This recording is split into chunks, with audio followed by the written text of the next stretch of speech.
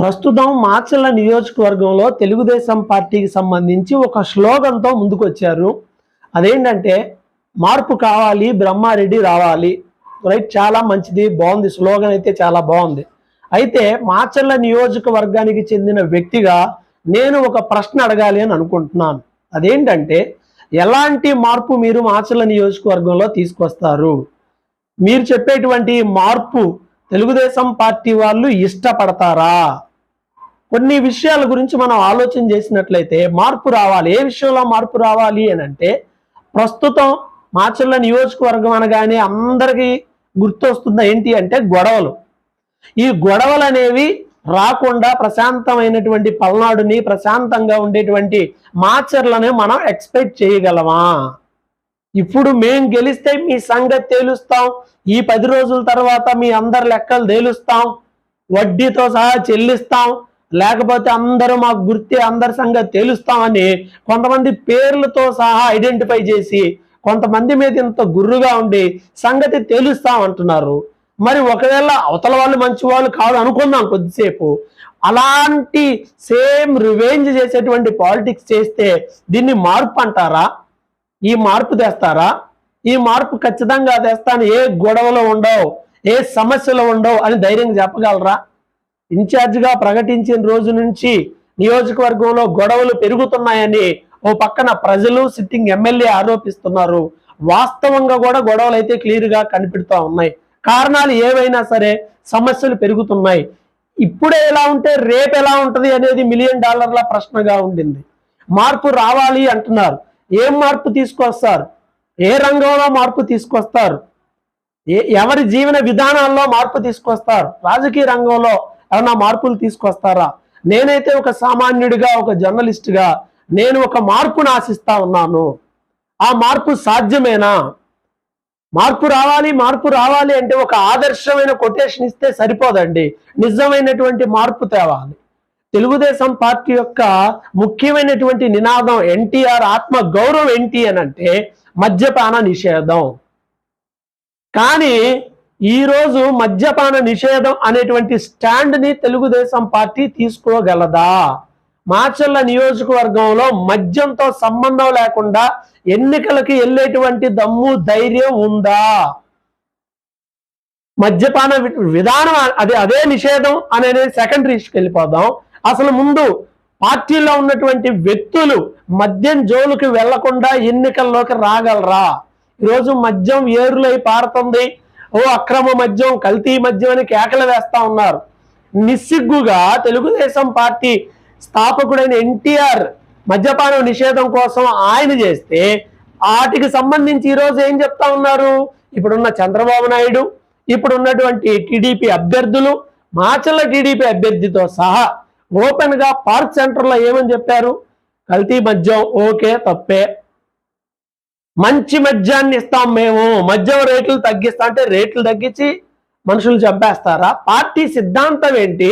మీరు చేస్తున్న ప్రకటన ఏంటి? ఇక ఏం మార్పు మీ దగ్గర నుండి వస్తుంది?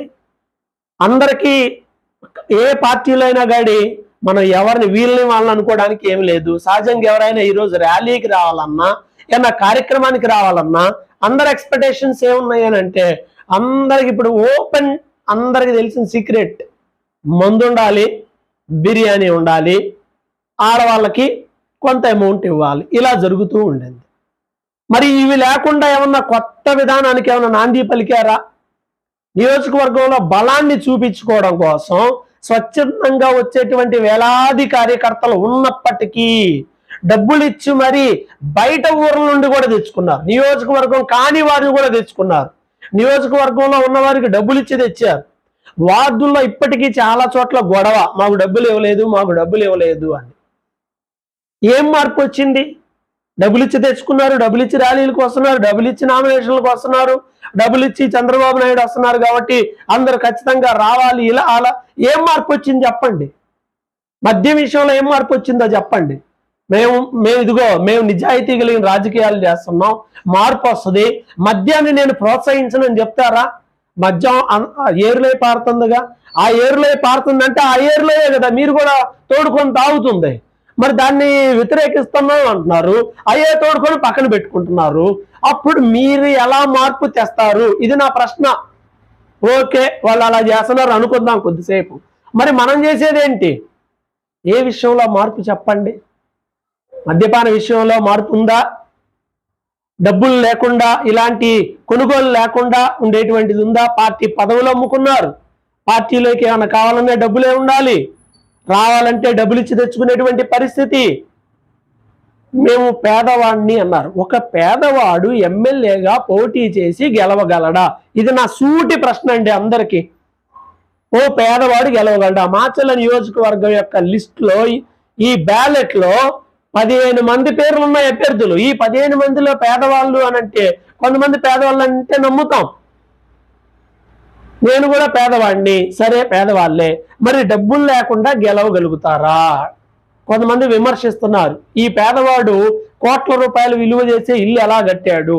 దానికి ఆన్సర్ ఫైన్ చెప్పారు, ఇలా బ్రదర్ సహకారంతో కట్టారన్న. Right, fine, okay. మరి ఈ జరుగుతున్న వీటన్నిటికీ డబ్బులు ఎక్కడి నుండి వస్తున్నాయి చెప్పండి? నిజంగా గుండెల మీద చేసుకొని చెప్పండి. డబ్బులు ఇవ్వకుండా డబ్బులు ఇచ్చి జనాలను తరలించింది వాస్తవం కాదా? వాటి కోసం డబ్బులు ఖర్చు పెట్టలేదా? మద్యం కోసం డబ్బులు ఖర్చు పెట్టట్లేదా? మిగతా వాటి కోసం డబ్బులు ఖర్చు పెట్టడం లేదా? పార్టీ కోసం వాళ్ళు పెడుతున్నారండి, వీళ్ళు పెడుతున్నారంటే ఇప్పుడు పెట్టినోడు రేపు వంచడా? ఇవన్నీ కూడా ప్రశ్నలే, అన్ని ప్రశ్నలే. మార్పు ఏ విధంగా తీసుకుని వస్తారు? ఈరోజు డబ్బు లేకుండా ఒక పేదవాడిగా కేవలం పార్టీ అభిమానంతో, నేను అభివృద్ధి చేస్తాననే మంత్రంతో, ఇదిగో నేను ఇవి చేస్తాను నేను గెలిస్తే అనే వాటిని బేస్ చేసుకొని నియోజకవర్గంలో ఎమ్మెల్యేగా గెలుస్తాను అని ధైర్యంగా చెప్పగలరా? డబ్బు పంచకుండా నేను గెలుస్తానని చెప్పగలరా? అది మార్పు అంటే. డబ్బు పంచకుండా ఈరోజు ఇప్పుడున్నటువంటి లెక్కల విశ్లేషణ ప్రకారం నియోజకవర్గంలో దాదాపు 2.5 లక్షల పైచిలకే ఉన్నారు ఓటర్లు. 2.5-3 మధ్యలో ఉన్నారు. ఇప్పుడు ఇన్ని వేల మందికి డబ్బులు పంచాలంటే ఎంత అవుతుంది ఒకసారి చెప్పండి? అది ఏ పార్టీ అయినా సరే రెడీ చేసుకున్నారు, డబ్బులు రెడీ చేసుకుంటున్నారు. మరి ఇప్పుడు మాచర్ల తెలుగుదేశం పార్టీలో మార్పు వచ్చి మేము డబ్బులు పంచం, రూపాయి కూడా పంచం, డబ్బులు ఇవ్వద్దు, ఎవరు స్వచ్ఛందంగా అభిమానంతో ఓటేయండి, డబ్బులు పంచొద్దని చెప్పేటువంటి తెగు ఉందంటారా? తమ్ముళ్ళకి, నాయకుడికి ఆ తెగు ఉందా? మార్పు రావాలి, మార్పు రావాలి అంటున్నటువంటి వాళ్ళకి ఈ మార్పుతో మీరు రాగలరా? డబ్బు పంచకుండా రాగలరా? కొంతమంది మీరు విమర్శించవచ్చు, మరి అవతల వస్తారా, వీళ్ళు వస్తారా అని. అందరికి తెలిసిన ఓపెన్ సీక్రెటే, ఎవ్వరూ దీంట్లో అతీతులు కాదు. మార్పు అంటున్నాం కదా, మరి అది రావాలన్నారు కదా. ఒకవేళ డబ్బు పంచకుండా, మద్యంతో సంబంధం లేకుండా స్వచ్ఛందంగా అంటే నేను కూడా ఖచ్చితంగా ఓటేస్తా, నేను కూడా క్యాంపెయిన్ చేస్తా దానికి సంబంధించి. మార్పు ఏం మార్పు? ఈరోజు మనిషికి యావరేజ్గా 1000 రూపాయలు పంచిన నియోజకవర్గంలో కేవలం పార్టీ వాళ్ళకి పంచి ఏదో కొంత అలా చేసిన దాదాపు ఎలక్షన్కి 25 కోట్లు అతి సులభంగా ఖర్చు అవుతాయి. ఈ 25 కోట్లు ఎక్కడి నుండి వస్తున్నాయి? పేదవారు, పేద అభ్యర్థికి 30 కోట్లు ఎక్కడి నుండి వస్తున్నాయి? ఎవరి డబ్బులు తీసుకోకుండానే ఇవన్నీ జరిగినాయా, జరగబోతున్నాయా? ఇదే నాది ఇచ్చే మార్పు? ఒకసారి ఆలోచించేయండి. కొంతమంది పెట్టుబడి పెట్టి వాళ్ళు కార్యక్రమాలు చేస్తూ ఉన్నారు, అది నిజం. పొరపాటున ఫామ్ అయితే వాళ్ళు ఏం ఎక్స్పెక్ట్ చేస్తారు? ఆ రోజు నేను ఇంత ఖర్చు పెట్టుకున్నాను, నాకు ఇది కావాలి, అది చేయాలి. ఇంకెక్కడ ఉంటుంది చెప్పండి? ఇప్పటికే తెలుగుదేశం పార్టీ ఇచ్చినటువంటి హామీ పత్రం చూస్తే మైండ్ పోతుంది. ప్రధాన హామీలు ఎన్ని వేల కోట్లు ఖర్చు అవుతాయో అవన్నీ నెరవేర్చబడాలంటే ఒక నియోజకవర్గానికి వచ్చే నిధులు ఎన్ని, గతంలో టీడీపీ అధికారంలో ఉండగా తెచ్చిన నిధులు ఎంత, ఇవన్నీ జరగాలంటే అయ్యేటువంటి ఖర్చు ఎంత? సాధ్యమేనా? ఓ పక్కన రాష్ట్రంలో చంద్రబాబు నాయుడు అలివిగాని వాగ్దానాలు ఇచ్చేస్తుంటే మాచర్ల తెలుగుదేశం పార్టీ కూడా అంతే, అలివిగాని హామీలు ఇచ్చేసింది. మార్పు తెస్తారా? డబ్బు, మద్యం ఇలాంటివి ఏమీ లేకుండా స్వచ్ఛందంగా అభిమానంతో ఇది సాధ్యమయ్యే పనేనా? నమ్మే పనేనా? హత్యలు, గొడవలు, రివెంజ్, ప్రతీకారం ఏమీ లేకుండా ఉండే నిజమేనా? మా ఇంటి దగ్గరే కొంతమంది చెప్తూ ఉంటే విన్నాను.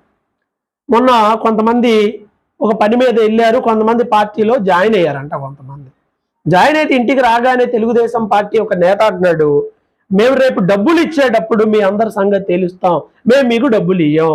ఏం డబ్బులు ఇయ్యరు? ఓటుకి డబ్బులు ఇవ్వం అంటున్నారంట. పాపం వీళ్ళు కామన్ మ్యాన్ కదా. అరే మేము ఇంతమంది ఉన్నాం, మా ఇంట్లో ఒక 5 ఓట్లు ఉన్నాయి, ఒకవేళ 1000 ఇస్తే 5000, 2000 ఇస్తే 10,000 పోతాయే, వాళ్ళే ఇచ్చారు వీళ్ళు కూడా ఇస్తారు అనుకున్నాం, ఇలా మేము ఓపెన్ అవటం వల్ల వీళ్ళు ఇవ్వనంటున్నారని బాధపడతా ఉంటుంటే సదరు ఒక నేతకి నేనే ఫోన్ చేస్తే ఆయన ఒకటే చెప్పాడు, లేదు ఏం చూడం, పోయినసారి ఇలానే డబ్బులు పంచడంలో తేడా వచ్చి మేము ఇబ్బంది పడ్డాం, ఈసారి పంచాల్సిందే అంట. కొంతమంది ఏమో వాళ్ళకి పంచడానికి లేదు. ఈ రకమైనటువంటి గొడవలు. అంటే డబ్బులు లేకుండా రాజకీయాలు ఒక మార్పుకి సాదృశ్యం. అవన్నీ మద్యం లేనటువంటిది అది మార్పు. అంటే డబ్బులు లేకుండా ఈ విధమైనటువంటి లేకుండా చేసేవి. ₹1 ఇచ్చినా కానీ తప్పే. నిజాయితీగా నిలబడితే, ప్రజలు నిజాయితీగా ఓటేస్తే 1000 ఓట్లు వచ్చినా గెలిచినట్టే. అక్రమం మీద, అవినీతి మీద, అరాచకం మీద మనం నిజంగా ఉంటే అది. మరి ఇలాంటి నిజమైన ఛాలెంజ్ తెలుగుదేశం పార్టీ తీసుకుంటుందా? నిజమైన మార్పు దిశగా వెళ్తుందా? మద్యము, మనీ వీటన్నిటికి దూరంగా రాజకీయాలను పెట్టి నిలబడుతుందా, గెలుస్తుందా? వేచి చూద్దాం.